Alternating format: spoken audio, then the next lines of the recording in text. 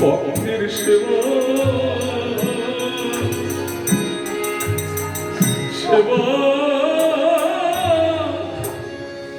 সেবা করি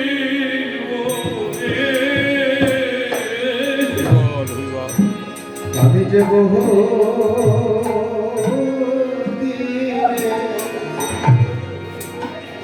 আশা আশা খানি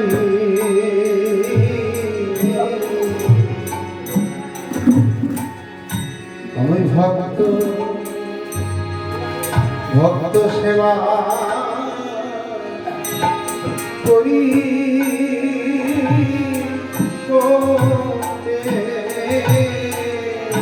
আমি বহু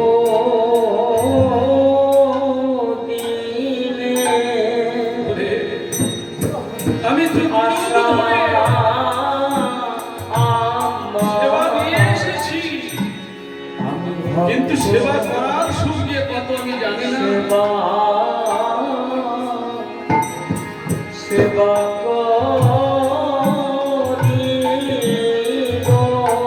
আমি যুগে যুগে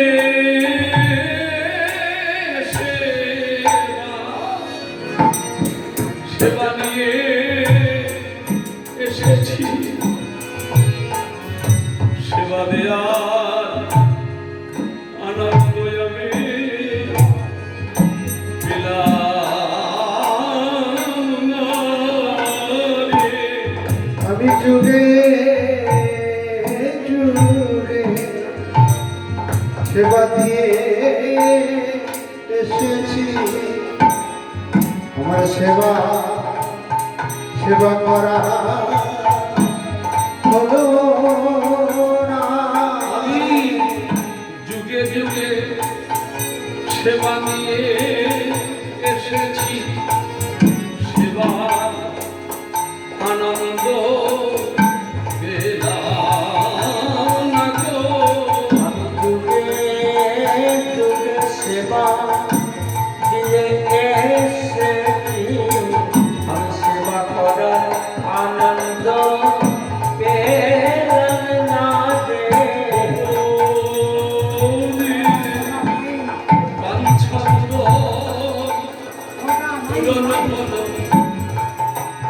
সেবার বাঞ্ছা ছিল মনে। আমার বহু দিনের বাঞ্ছা পূরণ হলো। সেবা সেবা হলো রে।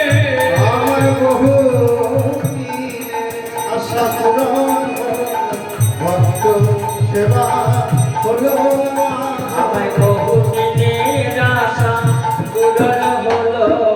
হরি বল, হরি বল।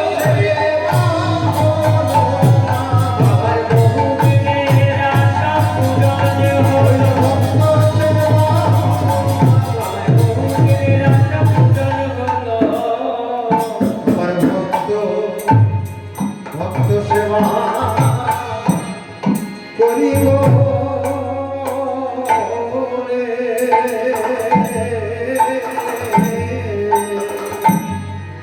আসল কথা কিন্তু আবার গোড়ায় যাব, সেই নাম নাম চিন্তামণি কৃষ্ণ চৈতন্য রস বিগ্রহ। আপনার তপস্যা ধ্যান ধ্যান দরকার নেই, যখন একটু বিছানায় যাবেন, বিছানায় সময় তো সবার হয় না রে মা, তা বিছানায় যখন যাবেন একটু মন দিয়ে তাকে ডাকতে ডাকতে নিদ্রায় যাবেন। আর যখন নিদ্রা ভঙ্গ হবে তখন প্রথম কথাটা বদন দিয়ে যেটা বের করবেন সেটা যেন আমার প্রভুর কথাই হয়। আর ঘুমাবেন প্রভুর কথা স্মরণ নিতে নিতে। শোয়া আপনার বাসভবনে শয়ন কক্ষে এমনভাবে ফটোটা রাখবেন রাধা মাধবের বা নিতাই গৌরের বা গুরুদেবের, যেন নয়ন মেলে ওই ফটোটা প্রথম দেখতে পাবে। আর ওই ফটোটা দর্শন করতে করতে প্রভু স্মরণ নিতে নিতে নিদ্রার জগতে পৌঁছাবেন। কেন জানেন? আর তো ঘুম নাও ভাঙতে পারে, ঘুম তো এই শেষ ঘুম হতেও তো পারে। আর ওটা দেখতে দেখতে স্মরণ নিতে নিতে যদি ঘুমিয়ে যান আর ওই অবস্থায় যদি বিদায় নিতে হয়, আপনার জন্য গোবিন্দ চরণ একেবারে পাকাপাকি। অন্তকালে চ শরণং মুক্তকালে বরং জপ প্রয়াতি নস্তুত্র সংশয়। গীতায় বলা আছে অন্তকালে চ মামেব শরণং মুক্তকালে বরং। অন্তিম কালে যে আমার শরণ নিতে নিতে প্রাণ ত্যাগ দেহ ত্যাগ করে সে আমাদের প্রাপ্তি হয়। হ্যাঁ, এই জন্যে আজ আমার মহাপ্রভু তিনি কীর্তন প্রচার করছেন। বেলা একেবারে অবসান ঘটে গেছে, তাই তিনি বেলি অবসান দেখি গৃহেতে চলিল। জননী চরণে আসি প্রণাম করিল। জননী চরণে আসি প্রণাম করিল। প্রণাম করে আপনামে করে প্রণাম করে মায়ের চরণে প্রণাম করে। মায়ের চরণে প্রণাম ও করে মায়ের চরণে প্রণাম করে। সর্বকালে মায়ের চরণে প্রণাম করে। বেরিয়াব সানকালে হরি ভক্তগণকে সঙ্গে লয়ে ভক্তগণ সঙ্গে লয়ে মায়ের চরণে প্রণাম করে। জননী চরণে আসি প্রণাম করিল। জননী চরণে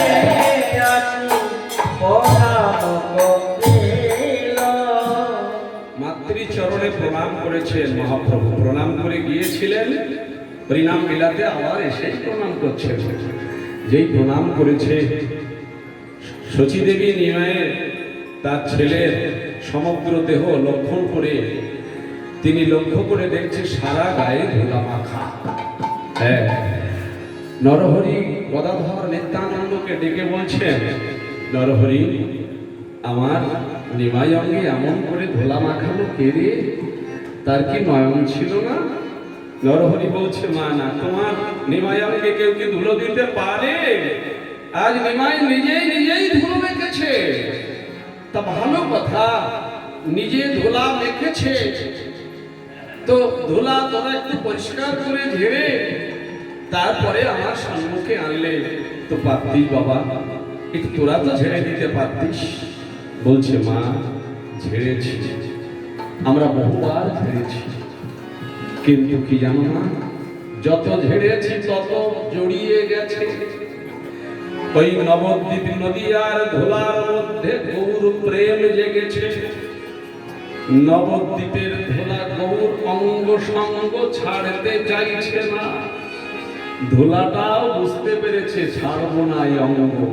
হ্যাঁ, তা যেই শচীদেবী ধোলা ঝাড়তে যাচ্ছে, এমন সময় আমাদের বৈষ্ণব কবি রাধা মোহন দাস, এই রাধা মোহন দাস তিনি বলছে, হ্যাঁ গো মা, তোমার চরণে নিবেদন, তোমার নিমাইয়ের সর্বঙ্গের ধোলা ঝাড়ো, কিন্তু আমার মিনতি মাগো প্রভুর চরণের ধোলা ঝেড়ো না গো। প্রভু চরণের ধুলা ছেড়ো না। চরণের ধুলা ছেড়ো না মা। ওই ধুলার লাগি বসে আছি। প্রভু চরণের ধুলা ছেড়ো না। ভগধুলার লাগি বসে আছি, চরণে ধুলা ছেড়ো না মা। যদি ঝাড়তে হয় ওগো মা, ধুলো যদি ঝেড়েই ফেলতে হয় ওগো মা, ওই ধুলা চরণ ধুলাই আমার মাথায় ছাড়ো আমি মাথা পেতে বসে রইলাম ধুলা ওই ধুলায় আমার মাথায় আমি মাথা পেতে বসে রইলাম ওই ধুলা যেন ছেড়ে ফেলো না। আমি মাথা পেতে বসে রইলাম ধুলা যেন ছেড়ে ফেলো না। আমি মাথা পেতে বসে রইলাম ওরা যেন ফেরো না মাথা পেতে বসে রইলাম হরি বল, হরি বল। মাথা পেতে বসে রইলাম ওরা যেন ফেরো না মাথা পেতে বসে রইলাম ওই ঝালাই আমার মাথায় ছাড়ো ভোলায় ধূসর অঙ্গ গদ গদ ভাস এ রাধা মোহন পদ করত করত হইয়া রাধা মোহন পদ করো আসরে। রাধা পদ করু আসরে রাধা পদ করো আসরে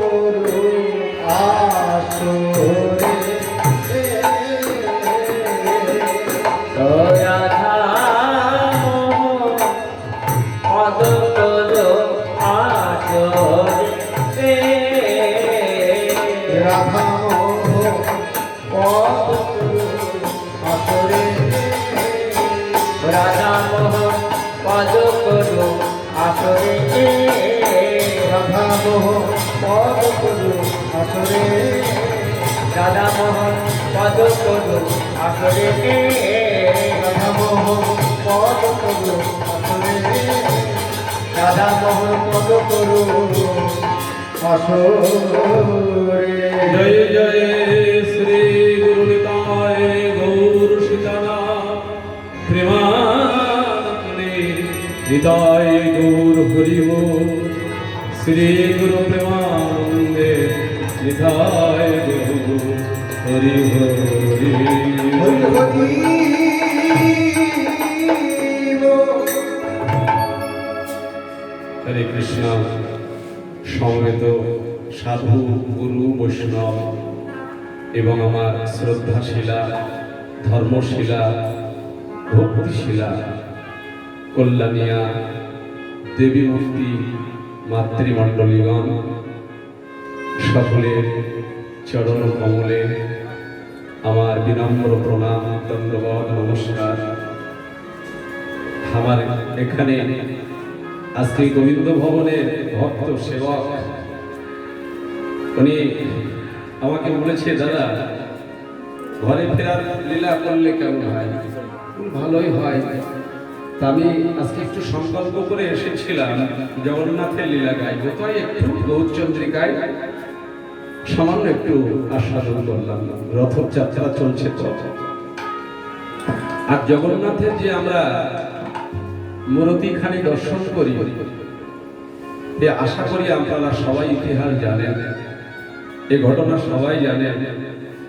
তো একটু ঘটনাটা জগন্নাথের এই মূর্তি বা এই বিগ্রহ কিভাবে হলো, ইন্দ্রদ্যুম্ন রাজা নয় কিন্তু তার আগে একটা ঘটনা রয়েছে। অনেকের জানা থাকতে পারে, অনেকের নাও থাকতে পারে। তা আমি একটু সবাই মিলে অবগত হওয়ার জন্য একটুখানি আলোচনা করব। আমাদের দ্বারকাধীশ ভগবান শ্রীকৃষ্ণ, দ্বারকার রাজা, একদিন উনি ঘুমের ঘরে নিদ্রায়, রুক্মিণী সত্যভামা সবাই আছে, উনি ঘুমের ঘরে রাধা রাধা রাধা রাধা বলছে। রোহিণী দেবী জানে না রাধা রানীকে। আসলে দ্বারকাপুরে রাধা নাম করা নিষিদ্ধ ছিল, কারণ রাধা নাম যদি একবার গোবিন্দ শোনে উনি আর ঠিক থাকতে পারবেন না। তাই এই রুক্মিণী দেবী শুনলেন গোবিন্দ ঘুমের ঘরে রাধা রাধা বলছে। উনি পরের দিন রোহিণী মাকে বলেছিল, মা গো, এই রাধা রানী কে? আমার প্রাণনাথ, প্রাণপতি, প্রাণবল্লভ ঘুমের ঘরে রাধা রাধা বলছে, ইনি কে? রোহিণী মা বুঝতে পারলো সর্বনাশ ঘটেছে। এখন রোহিণী মা বলল, দেখো মা গো, এখন আমি তোমাকে এখনই বলতে পারবো না, বলবো না রাধা রানীকে। যদি যখন কৃষ্ণ বলরাম যখন রাজপ্রাসাদে যাবে, রাজপ্রাসাদে যাবে, সুধর্ম অনুষ্ঠানে যাবে, কৃষ্ণ বলরাম যখন আমাদের প্রাসাদে না থাকবে, তখন আমি লুকিয়ে লুকিয়ে তোমাদের সঙ্গে বলতে পারি বৃন্দাবনের সেই ব্রজলীলা, রাধা রানীর মহিমা। মা, তখন আমি বলবো হয়তো, তবে খুব সাবধানে এই নাম জানো, এই লীলা, এই কথা জানো, তোমাদের প্রাণবল্লভ না জেনে ফেলে, না শুনতে পায়। এবার রথে উঠে ভগবান শ্রীকৃষ্ণ বলরাম দারুকের রথ চালিয়ে যাচ্ছেন। দারুক, আমার গোবিন্দের যে রথ চালাতে নাম মনে আছে আপনাদের? দারুক। উনি রথটা চালিয়ে নিয়ে সেখানে যেখানে রাজ কর্মচারী, মন্ত্রী সবাই আছে ওখানে গেলেন। দুই ভাই চলে গেলেন, আর মা রোহিণী, সত্যভামা, কালিন্দী সবাইকে নিয়ে রুক্মিণী দেবী রোহিণী মায়ের বাসভবনে এলেন। মা গো, বাসভবনে এলেন। এবার মা বলুন, সেই বৃন্দাবনের রাধা রানীকে আর ব্রজলীলা আমরা শুনতে খুবই উৎসুক। বলল, দেখো, বলতে গেলে দরজায় দাঁড়িয়ে থাকার দরকার, প্রহরী। এই কথা জানো, যদিও রাম, বলরাম আর আমার কৃষ্ণ যদি এসে ফেলে, আসছে দেখতে পেয়ে আমাকে সতর্ক করলে আমি বন্ধ করে দেব। সুভদ্রাকে দ্বারের দারোয়ান রাখলেন, সুভদ্রা। আর মা রোহিণী ওই বৃন্দাবনের ব্রজলীলা আরম্ভ করলেন, রাধা রানীর মহিমা কথা বলতে শুরু করলেন। শুনতে শুনতে মহিয়সী, রুক্মিণী আদি মহিয়সীগণ তাদের চোখ বড় বড় হয়ে গেল। তারা তো জানে না রাধা তত্ত্ব, তারা স্তম্ভিত হয়ে গেল। এদিকে সুভদ্রা দরজায় দাঁড়িয়ে রয়েছে। বলতে বলতে রোহিণী মাতা একেবারে ভাব রাজ্যে পৌঁছে গেলেন। বলতে বলতে যখন অবশেষে রাসের তত্ত্ব, রাসলীলা বলা শুরু করলেন, তখন সেই সময়ে এই যে রাধা নাম হচ্ছে, এদিকে ভগবান শ্রীকৃষ্ণের কানে সেখানে পৌঁছে যাচ্ছে। রাধা রাধা রাধা, দাদা বলরামও শুনতে পাচ্ছে। গোবিন্দ বলছে, দাদা দেখো তো, আমার মনে হচ্ছে বৃন্দাবন থেকে কোন ব্রজবাসী এসে রাধা নাম করছে, এই দ্বারকাপুরে এসেছে। চলো একবার আমরাও রাধা নাম শুনবো, তার চরণে প্রণাম করে আমরাও রাধা নাম শুনবো। আকর্ষণে ছুটে আসছে। সাপুরের বিন বাজনা শুনে যেমন সাপ বিভোর হয়ে ছুটে আসে, হরিণ ব্যাদের বাঁশি শুনে যেমন হরিণ ছুটে আসে, তেমনি রাধা নাম শুনে আমার গোবিন্দ ছুটে আসছে। এই জন্য যদি কেউ গোবিন্দ কৃপা পেতে চান, তাহলে রাধা নাম সাধনা করবে, আর কিছু করা লাগবে না। চলে এলো, দুজনা চলে এসে প্রবেশ করতে যাচ্ছে ঘরে, সুভদ্রা আটকালো, যাওয়া হবে না। সে কি, আমি স্বয়ং দ্বারকার রাজা, দ্বারকাধীশ। আমাকে বললো, হ্যাঁ মা রোহিণী বলেছে অন্তত কৃষ্ণ আর বলরাম যেন না ঢোকে, সবাই ঢুকে খালি। আটকে দিলেন। বলল তাহলে একটু দরজায় দাঁড়িয়ে শুনি। বলল হ্যাঁ তা শোনো। দরজায় দাঁড়িয়ে বলরাম আর আমার ভগবান শ্রীকৃষ্ণ শুনছেন। শুনছে বিভোর হয়ে গেলেন। এত সময় সুভদ্রা শুনিনি, মন দিয়ে শুনিনি, তাই ওনার কিছু হয়নি। আসলে কীর্তনের আসরে এসে, ভগবতী আসরে এসে মনটাকে দিতে হবে। এবার ধীরে ধীরে শ্রীকৃষ্ণের অঙ্গ গলে যেতে লাগলো, গলতে লাগলো। গলতে গলতে বলরাম সুভদ্রা তিনজনের অঙ্গ গলিত হতে লাগলো। গলতে গলতে গলতে গলতে এমন একটা রূপ ধারণ করলো, সেটা হচ্ছে এই জগন্নাথ। জয় জগন্নাথ। তাই বলবো, হরি বল। হরি হরি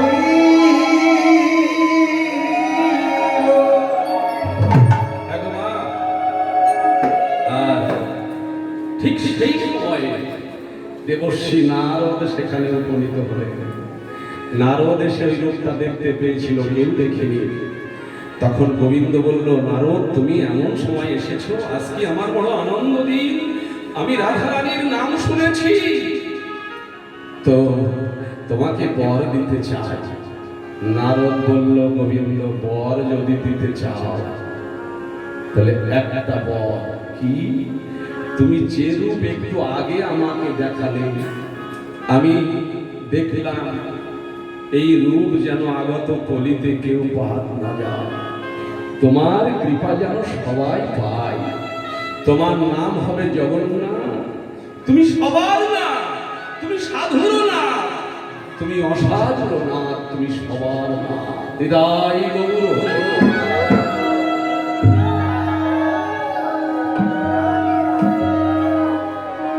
আজকে জগন্নাথের রথযাত্রা চলছে। বড় ইচ্ছা হলো একটু জগন্নাথের কথা বলা, কিন্তু লীলা আমাদের উত্তর গোষ্ঠ বা ফেরত গোষ্ঠ সব বাকি রয়েছে, কিন্তু হয়ে গেল মনে হয় 3 ঘন্টা। হ্যাঁ, এই দেখুন, এই হলো বিপদ। আমাকে নিয়ে আসা ভাই, এই হলো বিপদ। হ্যাঁ, কারণ আপনারা জানেন 2 ঘন্টা 2.5 ঘন্টা আমি গাইনি, কিন্তু আমার একটা মুদ্রা দোষ আছে। এরা এদের কাছে বকুনি শুনতে হয় মাঝে মাঝে, ওই সময়ের দিকে আমার জ্ঞান থাকে না। আসলে কেন থাকে না জানেন? ওই কন্টাক্ট নিয়ে আমি পারবো না নাম করতে, এত সময় করবো, এর বেশি করবো না। এই কন্টাক্ট নিয়ে ভগবানের ভজন হয় না। হ্যাঁ, তাই শুনে হৃদয় গৌর হরি বল। আজ আমাদের তো বেশি সময় আপনাদের আটকাবো না, গান গাইব। কি গান শুনবেন বলুন? ও আচ্ছা আচ্ছা আচ্ছা, দিচ্ছি। আমি চেষ্টা করছি আপনাদের প্রিয় গান শোনানোর। তবে ভগবান শ্রীকৃষ্ণ তিনি গোচারণ ক্ষেত্রে গোচারণ করছেন। এদিকে বেলা, সূর্যদেব পাটে বসেছে, পশ্চাদে তাকিয়ে দেখলেন বেলা নাই। তাই শ্রীরামকে বললেন, ওরে ভাই চল ঘরে যাই, পাল জড় করো শ্রীরাম, সানলে হসি ভাই, সঘনে বিষম খায় নাম করে মায়, পাল জড় করো। একটা বড় তাল গাইব ভাই? না আবার বাবু দেখছে তো, আসলে হ্যাঁ রাজি তো আছে। এটা শুনুন, আমি দেখবো, আমার লক্ষ্য আছে। এই একটা ভক্ত যখন উঠবেন, আমি তখন গোটা বোঝাল। হ্যাঁ ঠিক আছে। আজকে গোবিন্দ আমার শ্রীরামকে বললেন পাল জড় করো।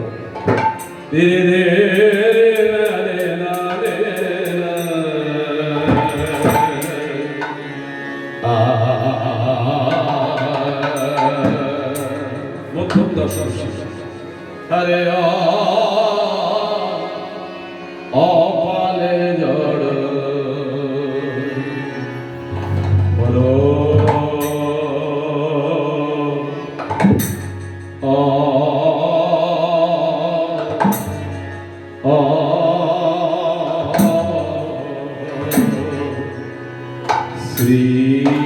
শ্রীরাম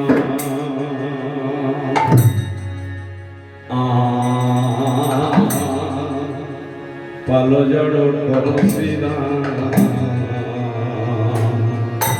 শ্রীরাম সামনে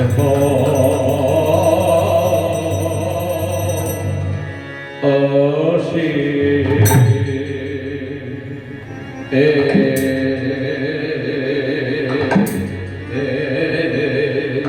ওরে সধনে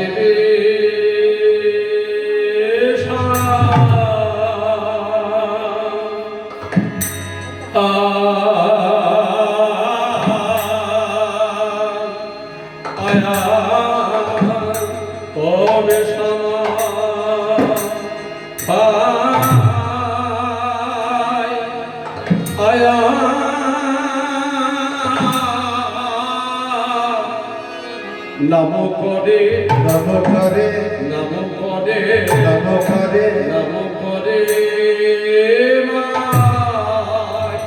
আয়া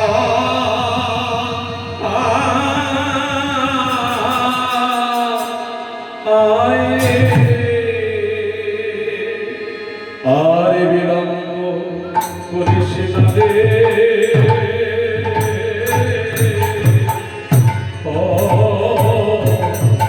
ও পারে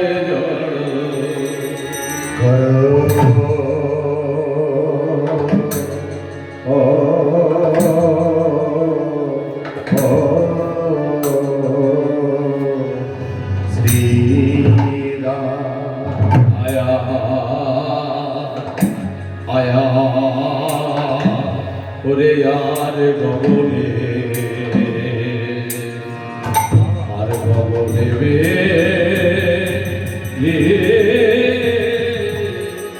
না আয় রে সকালে করে যেত এখন ঘরে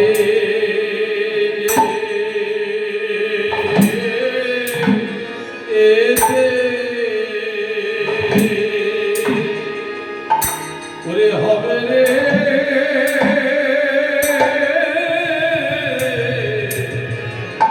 আরে গো গো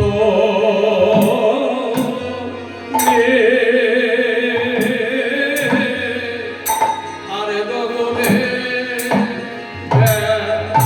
লা লা ভাই সখা এখন ঘরে যে এতে হবে রে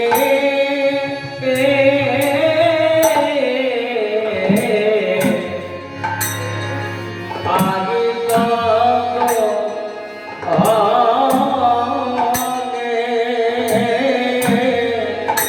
আর গগনে বেলা আয় ভাই পথ মানে ছে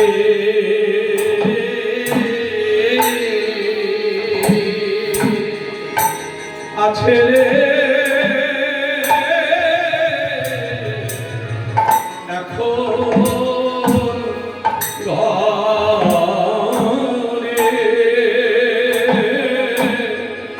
এখন ঘরে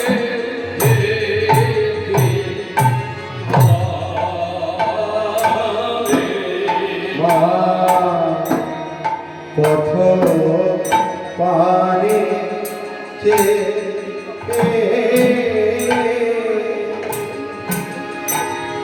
আছে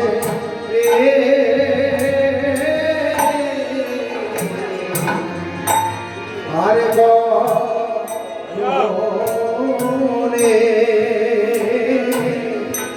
আর গগনে না আই ভাই বিরাট ঘন আধার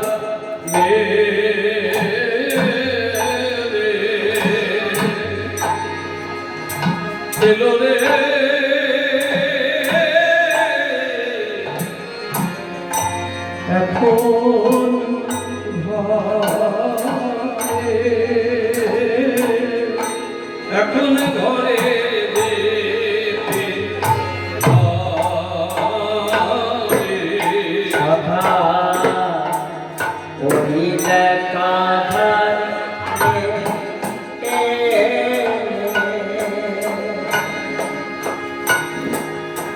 এলো রে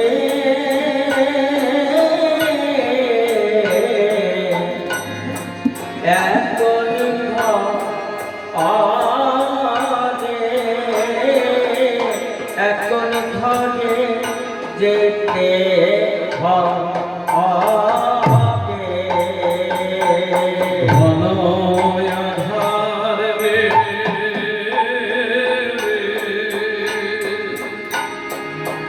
এলো রে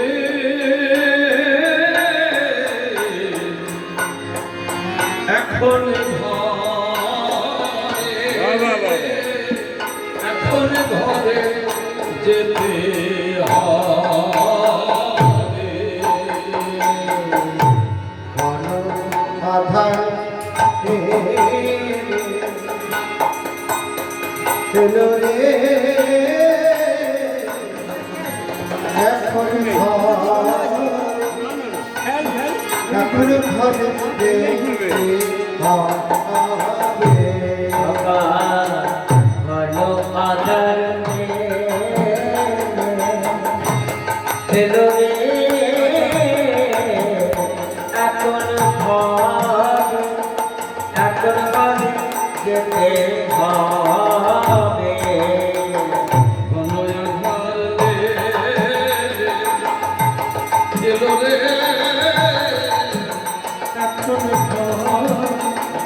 এখন ঘরে যেতে হবে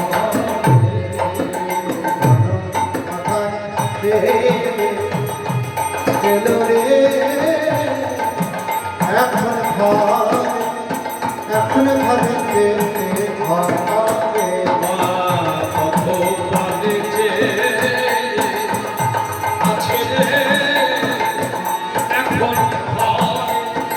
এখন ঘরে যেতে হবে কত মানে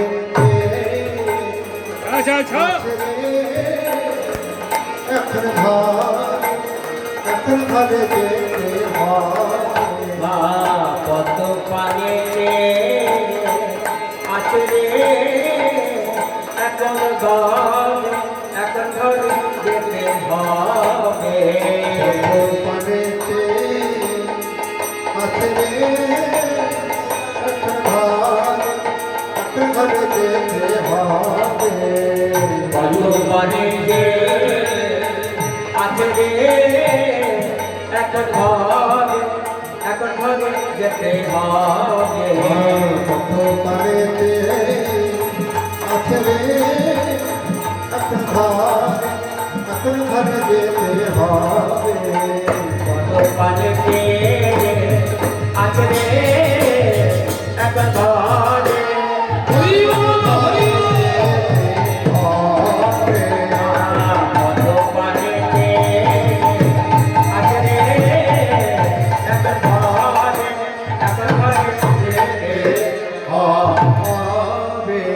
আরে কপাল বড় ও